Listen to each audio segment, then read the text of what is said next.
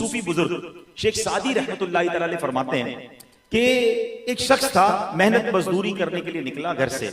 उसने देखा कि एक अंधी लोमड़ी है और अंधी भी है, अपाहज भी है, देख भी नहीं सकती, मूव भी नहीं कर सकती।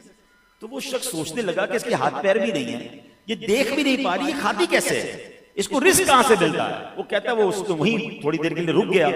अब जब उसने हैरान हुआ तो देखा कि एक शेर वहां से आया, उसके मुंह में कोई शिकार था।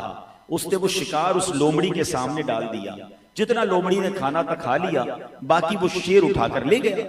ये शख्स सोचने लगा कि जब रब का ऐसी कुदरत है कि ये अंधी है, ये अपाहज है और इसके लिए शेर जनाब खाना लेकर आ रहा है, तो फिर मैं तो अशरफुल मखलूकात हूं, अब मुझे कमाने की क्या जरूरत है, अब मुझे स्ट्रगल करने की क्या जरूरत है। वो बंदा जाकर घर पर बैठ गया, अल्लाह अल्लाह करने लगा।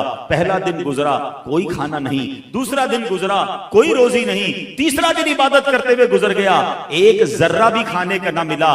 यहां तक कि वो कमजोर हो गया। अल्लाह अकबर। उसने तड़प कर अल्लाह की बारगाह में फरियाद की, मौला मैं अशरफुल मखलूकात, तूने उस अंधी लोमड़ी के लिए इंतजाम कर दिया, मैं तो तेरा जिक्र कर रहा हूं। अल्लाह अकबर। अल्लाह की तरफ से जवाब क्या मिला, ऐ शख्स तूने लोमड़ी को देखा था, क्या शेर को नहीं देखा था? है बनना है तो शेर की तरह बनना, अपने लिए भी मेहनत कर और दूसरों को भी खिला।